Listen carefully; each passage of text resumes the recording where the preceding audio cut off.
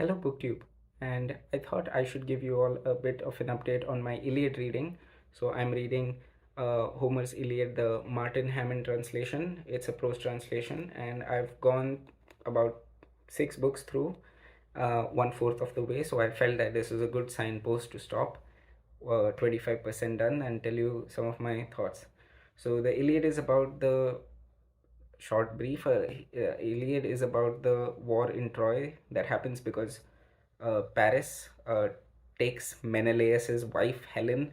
He abducts her at a party. All of this is before the starting of the book. He abducts her before the party, takes her back to Troy, and then Menelaus and Agamemnon get all of their friends, all of their people who owe them favors, get all the armies, and then rush to Troy to fight to get Helen back.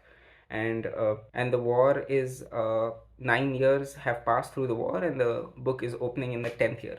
So the book starts with Achilles and Agamemnon having a fight. So Agamemnon has raided a city. He's taken a girl hostage as his prize, and the girl is the daughter of a priest of Apollo. The priest of Apollo wants to exchange the girl for ransom. Agamemnon denies this, and the priest prays to Apollo, and everywhere there's a plague. The plague needs to be stopped, so Achilles says to give the girl back, but Agamemnon says, "Okay, I'll give the girl back. Give me your girl." And uh, they they have a bit of a tense moment between the two, and almost to the point where Achilles is going to kill Agamemnon, but instead Athena intervenes, comes to Achilles as a vision, and says, "Do not kill him." And so that girl is let go, the priest's daughter, and Achilles' girl is taken, and slighted by this, he goes to cry, uh, not cry, but yeah, you can say that, to his mother Thetis, and he sort of retreats his own fleets from the fighting parties. So they have lost Achilles, a great warrior, and the Myrmidons, which is they are also great fighters. In That's what happens in book one. In book two, you just have a brief catalog, not brief, you have a catalog of ships, the famous section where all the 1,000 ships are listed, and you get sort of a sort of inventory of who all are there and what all are they fighting from where they are and so forth. And on you get that briefly in book 2, and then in book 3 you get it. So in book 2 you get it for the Greek side, in book 3 you get it for the Trojan side, where I think it is in book 3 where the king Priam calls what's her name, Helen, and asks her uh, to tell the names of everything and everyone who's on the other side. And then there's a somber moment here where Helen is in conflict between the past and the present, because presently she's in Troy, but she sees her past in front of her, where she sees her uh, husband Menelaus, brothers, and so on and so forth. And in the crowd, she's trying to find her brothers, the two brothers that she had, but she doesn't see them, and that is a very very sad moment, which is very well depicted in the book. And then the two sides come to an agreement that the two slighted parties, the individuals, Paris and Menelaus, they're going to have a duel to death, and whoever wins just wins the war. Can take Helen back, and they can stop fighting.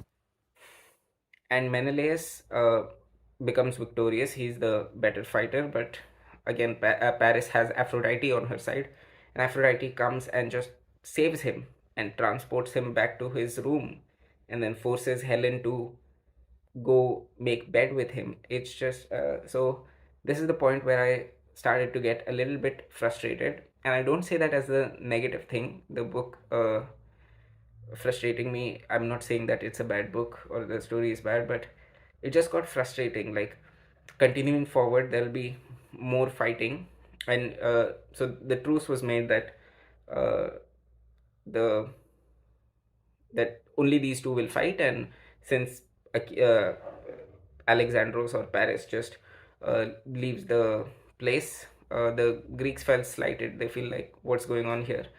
And they have a truce that no one will start fighting. But then Athena goes to one of the one of the Trojans and sort of induces a fight so that the war continues. And it's just like, why are the gods so petty? Why do they want humans to die?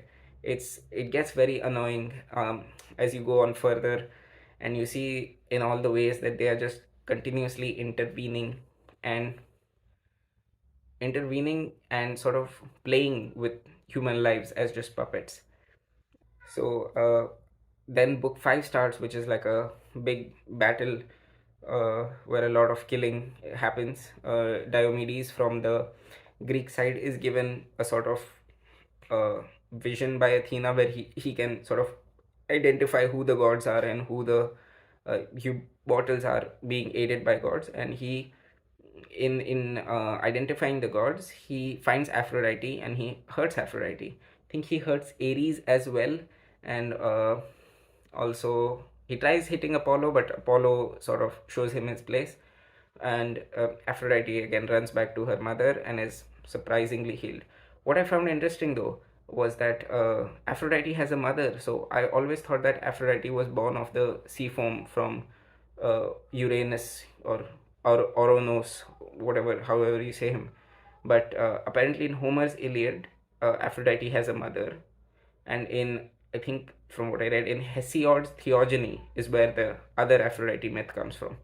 So that was surprising. But so the war is continuing again, people are dying, and Diomedes is sort of going on a rampage and killing just a lot of people. So one thing I forgot to mention in book 1 or book 2 was that Agamemnon gets a dream from Zeus, who says that they are going to win, the Greeks are going to win, and that he should fight. But Agamemnon, for some reason or the other, decides to test his army, the army that has been fighting for 9 months, 9 years, and says that, you know what, I'm going to say that Zeus gave me a dream where he said that we are going to lose, so we should all just run away. And as is the case, I would assume at the time, if you get a divine intervention, you would sort of agree to it. And everyone is just rushing back home. And I don't know what Agamemnon wishes to achieve with this, but everyone is just rushing home. And then Odysseus has to go run around, convince people with his words and with his staff to get back and get fighting. So, one good thing, I guess, from that is that we get to see that Odysseus is really uh, strong with his influence on people.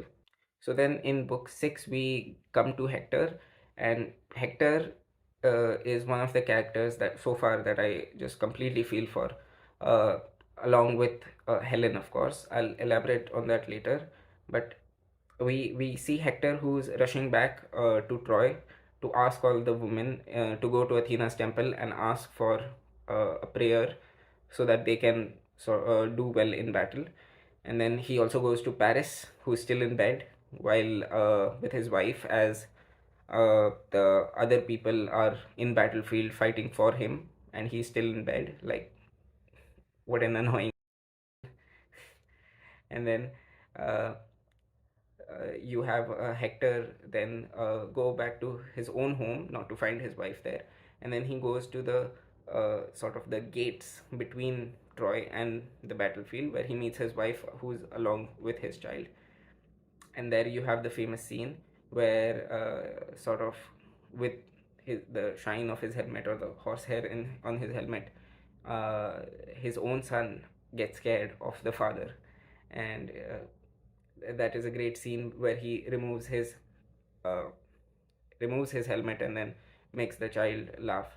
But just before that comes an important thing that I wanted to sort of speak on a little.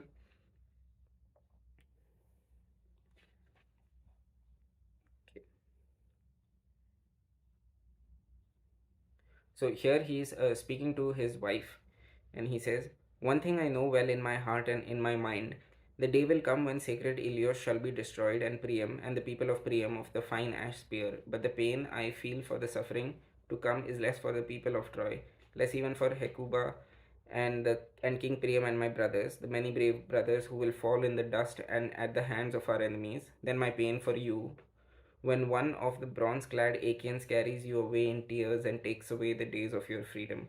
And you will live in Argos, weaving at the loom at another woman's command, and carrying water from a foreign spring, from Mysias or Hyperia, much against your will, but compulsion will lie harsh upon you.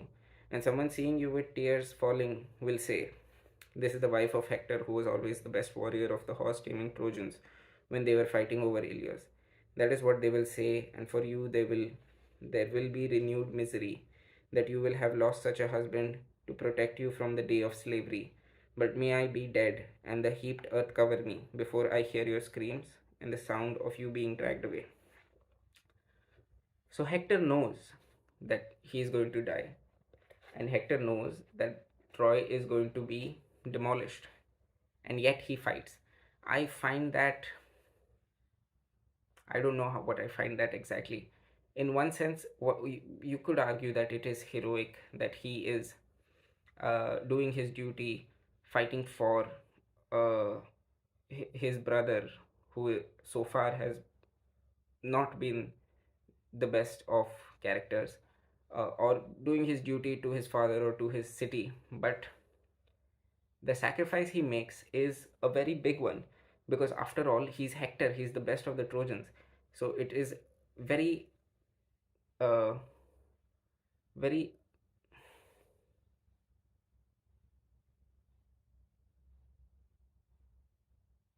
so it is very clear that he could simply just take his wife and child and go away. Who's going to stop him? I'm pretty sure he can take on the Trojan army. After all, he's Hector.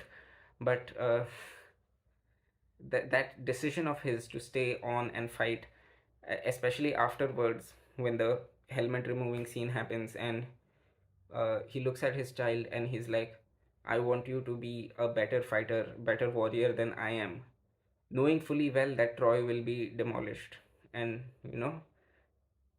there's going to be little to no luck for that baby to stay alive. It's just, it's a lot. Um, the two characters that I really feel for in this book so far is Helen and Hector.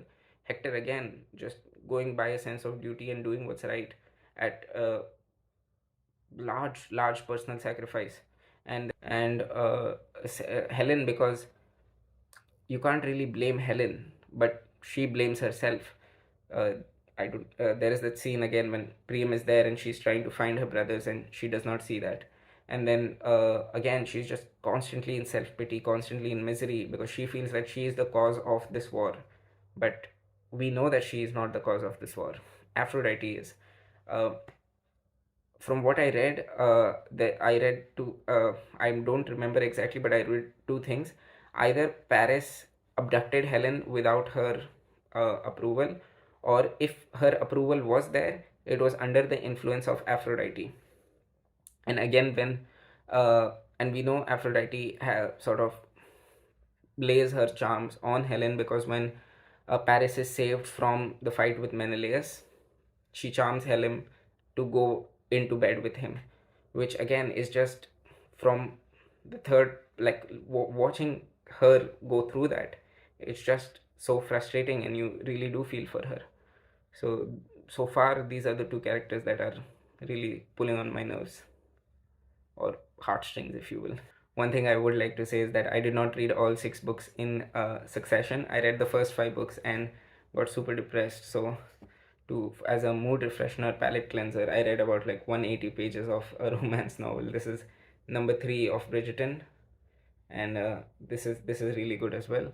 But it was a good enough palate cleanser for me to go for six more books, and then I'll go and finish that one. So that is it for my reading part 1 of 4 of the Iliad. From what I have heard, things get far more depressing, far more devastating. There's a lot more death and destruction to come in this book. So wish me luck. Okay, booktube. Goodbye.